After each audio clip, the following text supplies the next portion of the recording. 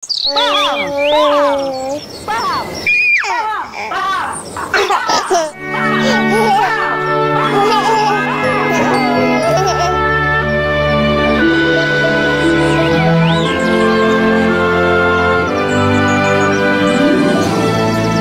atas bukit Nanjak. Tinky Winky, Tipsy, Lala, Teletubbies, say hello. 1, 2, 3. Assalamualaikum warahmatullahi wabarakatuh. Kami dari kelompok 5 akan menyampaikan materi PKN kelas 3 SD. Selamat menyaksikan.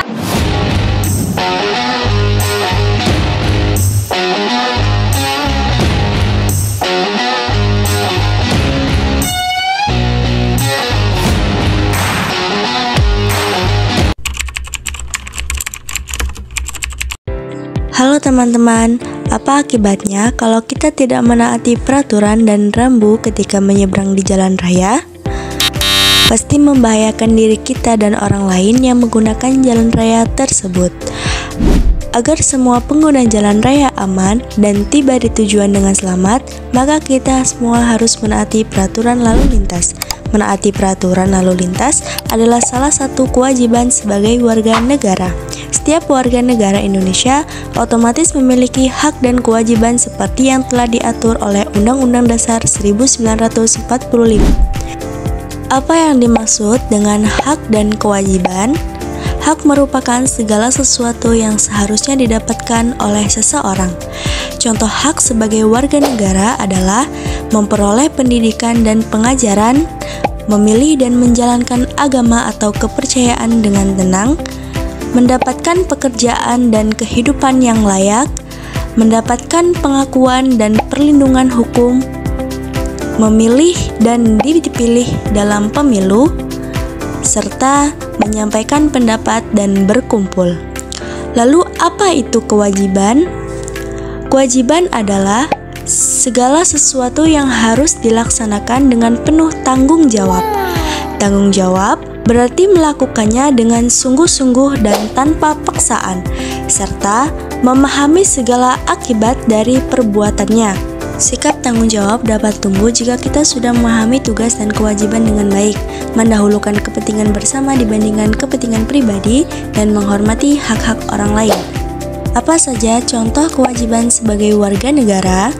Contohnya, menjaga ketertiban dan keamanan lingkungan sekitar, menaati norma yang berlaku di masyarakat, menjaga kebersihan lingkungan sekitar, menaati peraturan lalu lintas, menghormati dan menjaga toleransi, dan membayar pajak tepat waktu.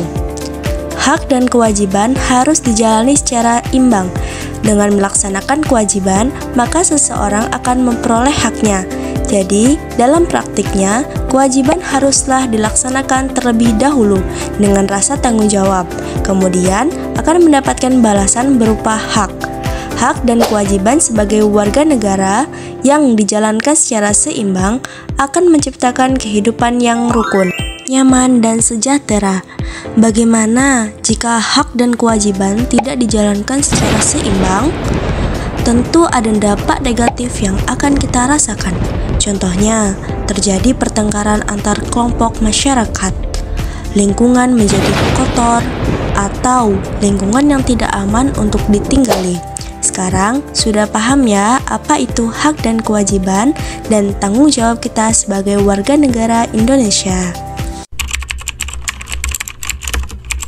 Halo teman-teman, selanjutnya di sini kita akan belajar sejarah lahirnya Sumpah Pemuda 1928. Sebelum itu, mari kita dengarkan pembacaan ikrar Sumpah Pemuda berikut. Sumpah Pemuda. 1. Kami putra dan putri Indonesia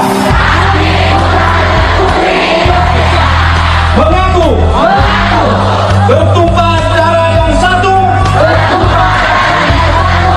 tanah Indonesia, Kami putra dan putri Indonesia. Mengaku berbangsa yang satu. Bangsa Indonesia. Tiga. Kami putra dan putri Indonesia. Menjunjung bahasa persatuan. Bahasa Indonesia.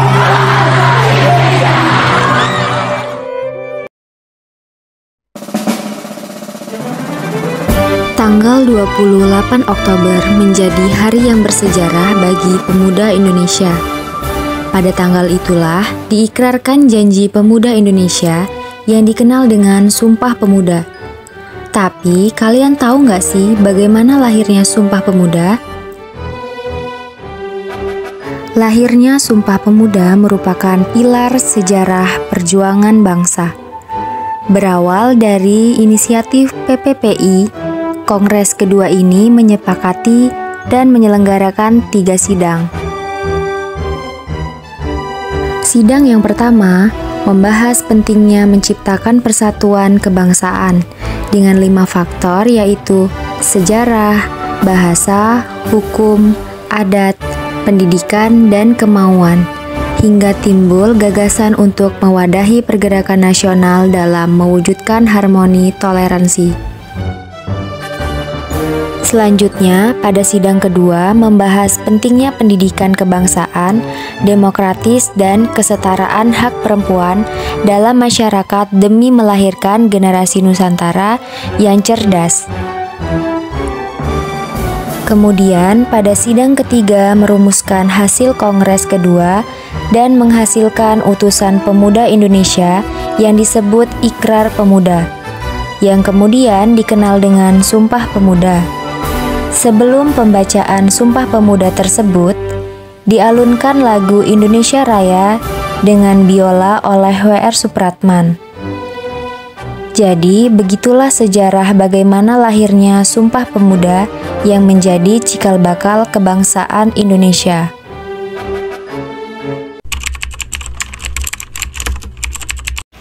Halo teman-teman, di sini kita akan belajar materi PPKN, yaitu mengenai makna persatuan dan kesatuan. Sebelumnya, apa kabar semuanya?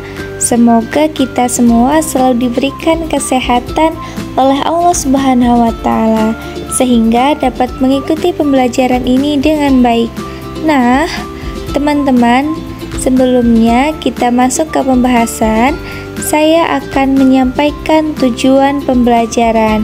Di sini ada 3 tujuan pembelajaran. Yang pertama yaitu siswa mampu mengetahui arti penting dari persatuan dan kesatuan. Kemudian yang kedua yaitu siswa mampu mengetahui perilaku yang bertentangan dengan nilai persatuan dan kesatuan. Yang terakhir yaitu adalah siswa mampu mengetahui apa saja manfaat persatuan dan kesatuan bagi kehidupan bermasyarakat. Jadi itu dia teman-teman tujuan pembelajaran kita. Kemudian adakah yang tahu di sini apa itu sih persatuan? Persatuan berasal dari kata satu yang berarti utuh dan tidak terpecah belah. Arti lebih luasnya yaitu berkumpulnya macam-macam corak dari berbagai kalangan, ras, budaya, dan adat istiadat dalam masyarakat yang bersatu dengan serasi. Seperti itu teman-teman arti dari persatuan. Kemudian, adakah yang tahu apa itu kesatuan? Jadi, kesatuan merupakan hasil dari persatuan yang telah menjadi utuh.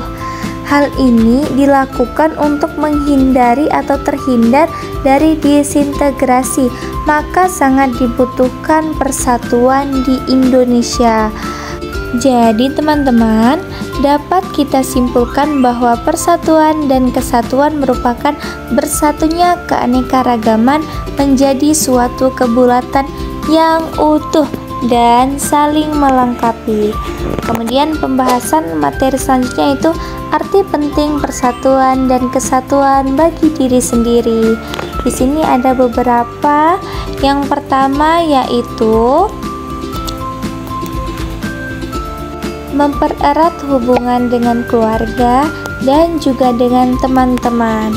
Kemudian yang kedua, kehidupan pribadi menjadi damai dan tentram.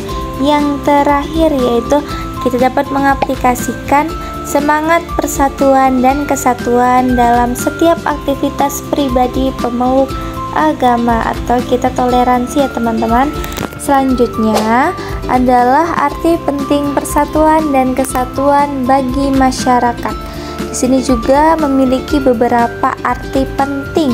Yang pertama, dapat mewujudkan hidup bermasyarakat yang tentram dan damai.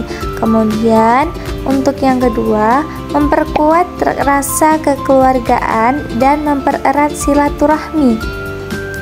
Dan yang ketiga yaitu hilangnya konflik antara warga dan juga itu dia beberapa arti penting. Nah, berikut teman-teman, dampak buruk jika tidak ada persatuan dan kesatuan. Apa saja sih dampak-dampaknya? Yang pertama, dapat menimbulkan permusuhan. Yang kedua, kehidupan bermasyarakat dapat terpecah belah.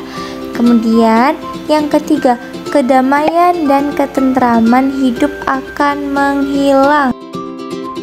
Selanjutnya yaitu apa saja sih perilaku bertentangan dengan nilai persatuan dan kesatuan? Yang pertama, tawuran.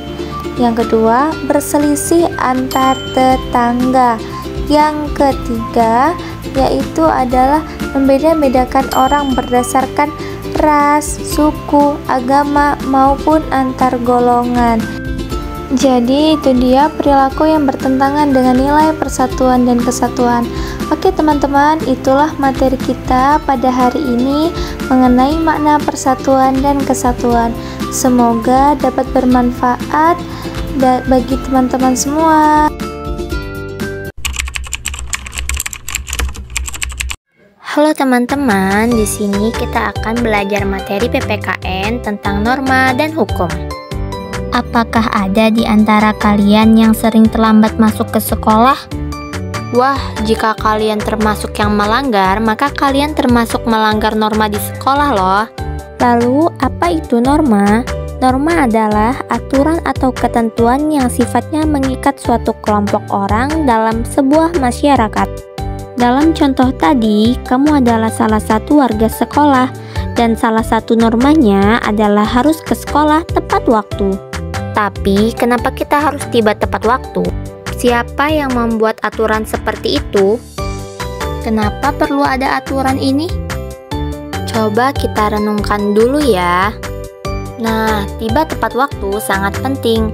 Aturan ini ada karena agar siswa bisa tertib dan memastikan kelancaran acara belajar mengajar di sekolah. Kalau setiap anak bebas datang di kelas kapanpun, maka akan banyak anak yang tertinggal pelajaran dari guru. Akhirnya, hak belajar anak jadi tidak terpenuhi dan bisa jadi anak tinggal kelas. Tentu kita tidak ingin ini terjadi ya. Jadi norma itu ada untuk kesejahteraan kita bersama. Selanjutnya materi yang bersangkutan dengan hukum. Dalam hukum Indonesia, orang yang berkendara sepeda motor bonceng 3 melanggar pasal 106 ayat 9 dan bisa dikenai sanksi pasal 292 berupa denda 250.000 atau kurungan 1 bulan. Sementara itu, jika tidak memakai helm, melanggar pasal 106 ayat 8 dan bisa dikenai sanksi pasal 291 dengan hukuman yang sama. Aturan ini dibuat untuk menjaga keselamatan pengendara dan penumpang di jalan. Nah, video ini menunjukkan contoh yang tidak baik dalam berkendara karena mereka tidak memakai helm dan berboncengan bertiga. Hal ini juga sangat melanggar aturan lalu lintas dan bisa menyebabkan kecelakaan ataupun cedera. Jadi kita harus lebih bijak dalam berkendara demi keselamatan kita bersama. Ayo patuhi aturan lalu lintas karena keselamatan lebih penting dan melanggar bisa berakibat fatal kepada diri kita. Menjaga nyawa, sayangi diri, patuhi aturan. Semoga bermanfaat. Terima kasih telah menyaksikan video kami. Semoga bermanfaat. Wassalamualaikum warahmatullahi